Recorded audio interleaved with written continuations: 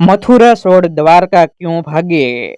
मगध देश के राजा बृहद्रथ की दो रानियां थी। दुर्भाग्य से बहुत दिनों तक किसी रानी के संतान न हुई।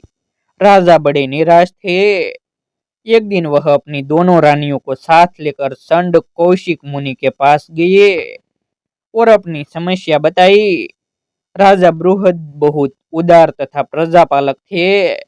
मुनि ने भी सोचा कि ऐसे राजा का उत्तराधिकारी अवश्य होना चाहिए। उन्होंने राजा को एक अभिमंत्रित फल देते हुए कहा, राजन, यह एक ही फल है, एक ही संतान का योग है, अतः इसे अपनी बड़ी रानी को खिला देना। समय पाकर आपके घर परम प्रतापी संतान का जन्म होगा। राजा फल लेकर राजमहल में गए और दोनों रानियों से कहा कि इस फल को बड़ी रानी खा ले तो उसे पुत्र पैदा होगा। छोटी रानी बोली, और मैं, क्या मुझे पुत्र नहीं चाहिए?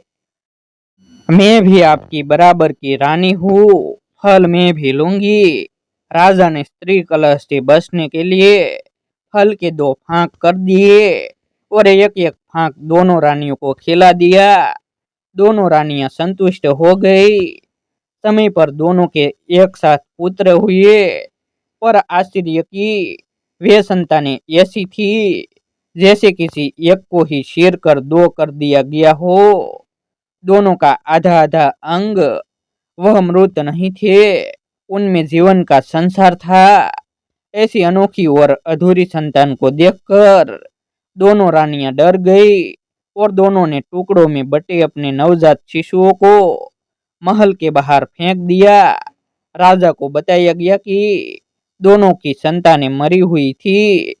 राजा ने सोचा कि जब अभिमंत्रित फल की दो फांक कर दी तो परिणाम मृतक संतान ही होना था। उधर रात को जरा नाम का एक राक्षसी अपनी आहार के लिए ढूंढ रही थी। महल के पिछवाड़े पहुंची तो उसने दो मानव शिशुओं को देखा। अंधेरे में उठाया तो दोनों विचित्र अधूरे लगे। पहले तो वह भी घबराई कि ये कैसे जीव है, फिर यह संतोष कर कि आहार तो मिला। उसने दोनों टुकड़ों को मिलाकर जो अपने थैले में रखा तो बच्चे के रोने की आवाज आई। उसने निकाल कर देखा तो आश्चर्यचकित रह गए। दोनों हिस्से जोड़कर एक सुंदर शिशु हो गई थी। यह देख उस राक्षसी के हृदय में मातृत्व उमड़ा। जब बच्चा थोड़ा बड़ा हुआ तो एक दिन वह राक्षसी बच्चे को लेकर महाराज बृहद्रथ के पास आई और कहा, महाराज, यह आपका पुत्र है। लगता है रानियों ने इसे अधूरा अधूरा देखकर डर कर फेंक दिया था। इसे जोड़कर पूर्णत्व देने पर मुझे मातृत्व जागृत हो उठा। आपके धर्म राज्य में रहते रहते मुझ में धर्म वृद्धि जागृत हुई। इसे आपको वापस दे रही हूँ। आपके धर्मजय राज्य का यह परम प्रतापी उत्तराधिकारी होगा। यह समाचार मिलते ही दोनों रानियां बाहर आई। बच्चे के जन्म की बात सही याद कर उन्होंने बच्चों को गोद में ले लिया। दोनों के स्तनों से दूध की धारा फूट पड़ी। महाराज ने जरा राक्षसी से कहा, भले ही तुम असुर हो, पर तुमने यह देवी जैसा पुण्य कार्य किया है। तुमने उन टुकड़ों को संधि कर एक रूप दिया, इसलिए इसका नाम मैं तुम्हारे नाम से जोड़कर जरासंध रखता हूँ। तुम चाहो तो आजीवन राजमहल में रहो। जरा ने कहा, राजन, मैं इस योग्य नहीं। मुझे संतोष है कि इस राज्य के लिए मैंने एक पुण्य कार्य किया। अब मैं अपने स्थान को जाऊंगी। कहकर वह चली गए। जरासंध दिन व दिन बढ़ता गया। ऋषि के आशीर्वाद से जन्मा, राक्षसी का दुग्ध पान कर पला। उसमें देवी और आसुरी दोनों गुण प्रकट होने लगे। उसकी योग्यता देखकर महाराज बृहद्रथ उसे राज्य सौंपकर अपनी रानियों समेत वन में चले गए। जरासंध सिंहासन पर बैठा तो उसने अपने बल प्रताप से आसपास के समस्त राजाओं को जीतकर अपना बंदी बना लिया। उसने अपनी एक कन्या का विवाह मथुरा नरेश कंस से किया। कृष्ण ने जब कंस के समस्त राक्षस सैनिकों तथा सेनापतियों का संहार करा, अंत में कंस को भी मार डाला, तो जरासंध ने अपने जमात की मृत्यु का बदला लेने के लिए मथुरा पर आक्रमण कर दिया।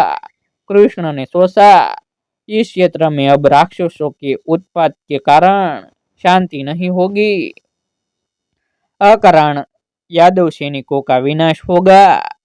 जरासंध ने सब राजाओं को बंदी बना लिया है। उसके बार बार के आक्रमण से त्रस्त यदुवंशी शांतिमय जीवन यहाँ नहीं बिता सकेंगे। इसलिए उन्होंने सबको लेकर अन्यत्र अपना राज्य स्थापित करने और राजधानी बनाने का निश्चय किया। उन्होंने मथुरा से बहुत दूर प्रभास क्षेत्र द्वारका में यदुवंशियों को बसाया और द्वारका को अपनी राजधानी बनाई। इस प्रकार जरासंध का अब कोई भी वैरी न रहा। कृष्ण जैसा कुशल राजा भी उसका सामना न कर सका और उसके भय से उन्हें मथुरा छोड़ द्वारका भागना पड़ा। अन्याय और पाप बहुत दिनों तक नहीं फलता।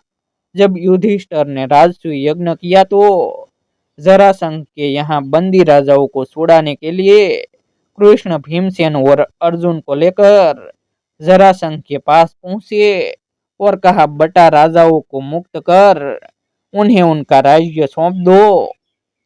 जरासंध ने हंसकर कहा, अरे कृष्ण, तुम तो मेरे से युद्ध किए बिना ही डर कर मथुरा छोड़ द्वारका भाग गए थे, अब किसके बल पर लड़ने आए हो? कृष्ण ने कहा, जरासंध, तुम्हारे बल प्रताप का सामना तो मैं अब भी नहीं कर सकता। तुमसे आमने सामने युद्ध कर जीतना किसी देवता के वश में भी नहीं है। अगर मेरी यह बात मान लो तो ठीक है, नहीं तो मेरे साथ आइए इस पहलवान भीमसेन से मल्ल युद्ध करो।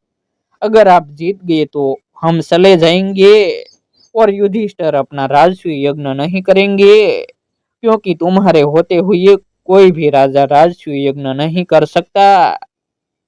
जरासंध ने यह चुनौती स्वीकार की। भीमसेन को उसने ऐसी पटकनी मारी कि भीमसेन ने साहा कि मैदान छोड़कर भागे। उन्होंने कृष्ण की ओर देखा। कृष्ण ने एक तीन का उठाया और उसे बीच से चीर दिया। भीमसेन इशारा समझ गए।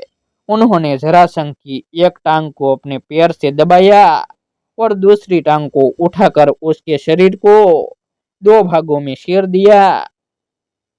जरासंध की मृत्यु का रहस्य शरीर का यही कोमल कमजोर अंग था। शरीर के चीरते ही उसका प्राणांत हो गया। ऐसे ही वीडियो देखने के लिए हमारे YouTube चैनल सब्सक्राइब करें।